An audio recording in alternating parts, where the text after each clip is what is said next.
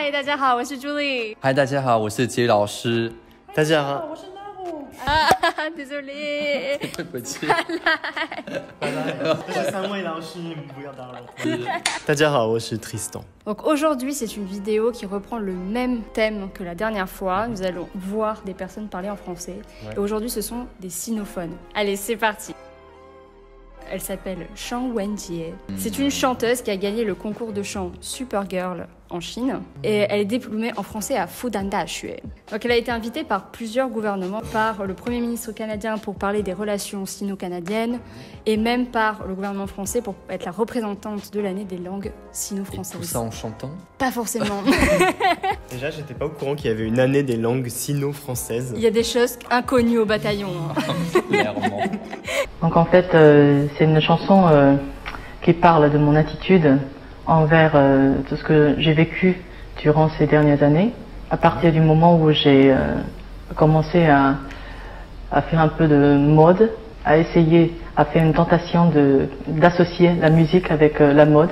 Il parle de ce que je me porte, il parle de mon look, de ma musique, etc. Donc en fait, c'est une réponse. C'est impressionnant quand même. Hein. Ouais, elle a un très bon niveau. Après, c'est marrant, elle fait des fautes.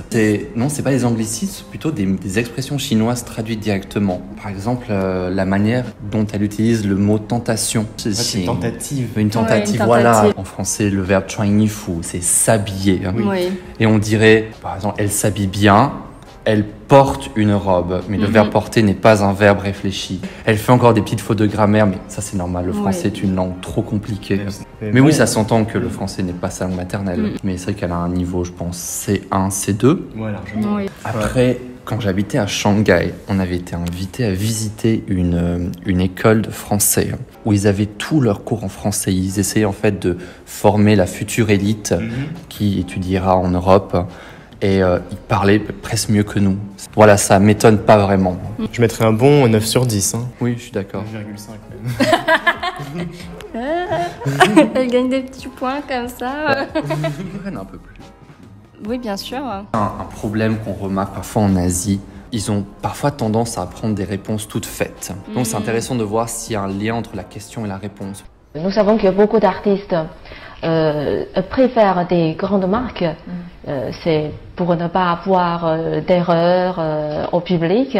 Mais je sais que vous faites au contraire. Vous choisissez toujours des robes des nouveaux designers, des jeunes designers chinois.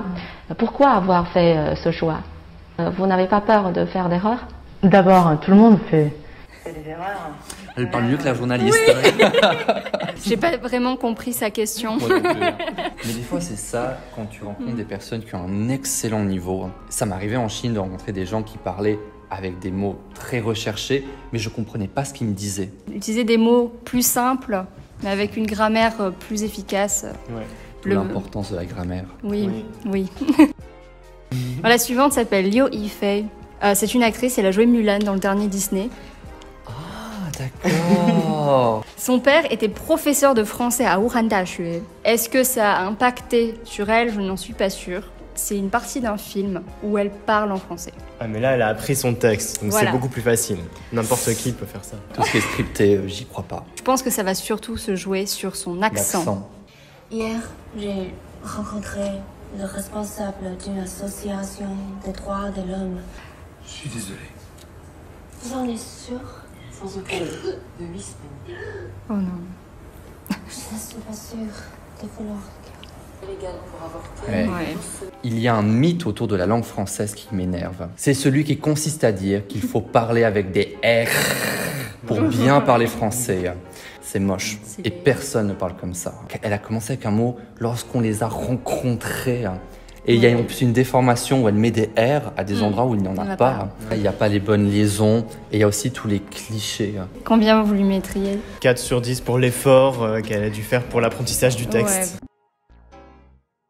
Donc le suivant s'appelle Wang Longyong. Il a joué dans beaucoup de films, dont ceux de Bruce Lee. Et aujourd'hui aussi, il continue à faire des tournages. Et la vidéo d'aujourd'hui, il a fait un doublage en français sur Peppa Pig. Tu ne devineras jamais ce qu'on m'a fait. لازم أحكي لك شيء. بتتبدو بالتلفزيون. Non, papa. Vous avez mal pépin? Pas du tout.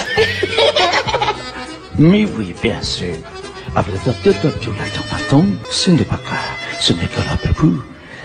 Je l'ai fait du super travail, donc maman ne peut pas.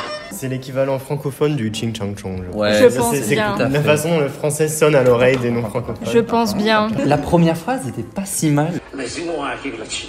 Laissez-moi réfléchir. Ah, waouh! Vous avez mal pépin? Il a mis sur ma Sida. Vous vous êtes douché, Séché. Vous êtes lavé. Moi, j'ai entendu papier peint. Oui, moi aussi j'ai entendu papier peint. Monsieur Wang, mais il n'y a rien là. Ça c'est. Le dernier candidat, Dong Qiang, il est traducteur, auteur d'articles sur la poésie et roman chinois contemporain en français. Vous allez voir son français. Oui, je crois que c'est quelque chose de très important pour, disons, mon lien avec la France. C'est que non seulement j'ai découvert la France, hein, au fur et à mesure, petit à petit, avec mes lectures, avec mon expérience de vie en France, etc. En plus, j'ai redécouvert la Chine. C'est-à-dire que quand on n'est jamais sorti de son pays, on a toujours une vision, si j'ose dire, assez unilatérale sur son propre pays. Quand on est étudiant, spécialisé pour une langue étrangère, pour un pays étranger, etc., nous avions plutôt un enseignement porté sur l'extérieur. Et petit à petit à reconstituer, si j'ose dire, une vision propre sur la Chine, de forger un langage personnel. Incroyable, mais c'est dur de parler parfaitement une langue étrangère, mais d'être captivant. Mais c'est incroyable, parce qu'il maîtrise le sujet parfaitement avec une aisance, une éloquence. J'ai essayé de détecter les fautes, je sais pas vous, moi j'en ai pas entendu une seule. S'il passait à la radio, jamais je n'aurais pu imaginer qu'il n'était pas francophone. Et c'est tellement intéressant ce qu'il a dit par rapport à son pays d'origine. Franchement, quand j'ai trouvé cette vidéo, j'ai regardé pendant un long moment. C'est vrai, ah non, ouais. Moi aussi. J'ai envie de l'écouter avant de m'endormir le soir. Il a mérité sa médaille. On apprend tous les jours avec... Donc tiens. Je me sens très inspiré, surtout par la dernière vidéo. Ouais, en fait, réussir à atteindre un tel niveau d'aisance et de devenir un pont entre deux cultures, on est admiratif. Voilà, ça c'est nous dans quelques années à Taïwan. Il faut s'accrocher. 30, 40 ans. N'oubliez pas de vous abonner, aimer cette vidéo. Commentez. Et surtout, soyez gentils. Au revoir. Ciao Mimi.